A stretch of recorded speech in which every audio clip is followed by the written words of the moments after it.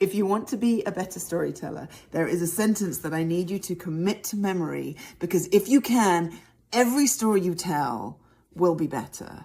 I'm Marsha from yesyesmarsha.com, where I teach storytelling and ethically persuasive communication.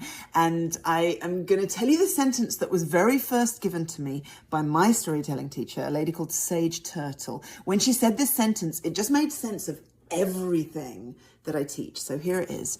When you're telling a story, you're making a movie inside your listener or reader's brain.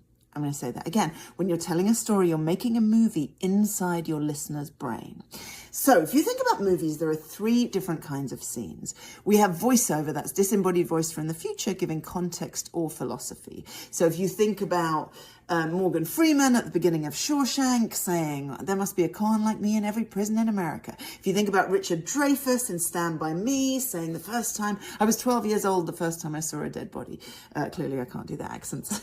So disembodied voice from the future, giving context or philosophy. The next kind of scene is montage. So montage is lots of real-time scenes cut together with music done to show passage of time and or something changing. So if you think about romantic comedy Getting to Know You montage, if you think about Dirty Dancing Learning the Steps montage, High School Movie makeover montage, or the Rocky training montage. So the reason we have that is so that we don't have to spend 32 hours watching Sylvester Stallone train. We can just get the gist in a 3.5-minute song. So voiceover, disembodied voice from the future, giving context or philosophy. Montage, real-time scenes cut together with music, done to show passage of time and or something changing.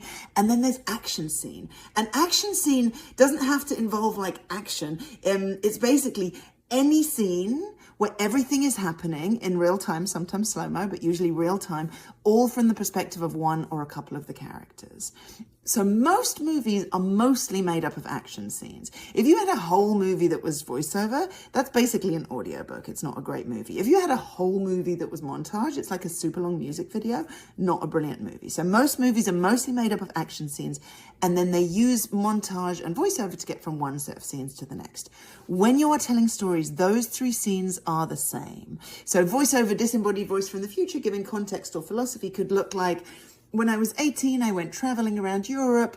I visited 9 different countries. I felt it was important to meet people from different cultures and expand my horizons. So you know what I did. You know my opinion on what I did, but you don't actually know what that trip was like. Montage is little flashbulbs of pictures. So when I was 18, I went traveling around Europe.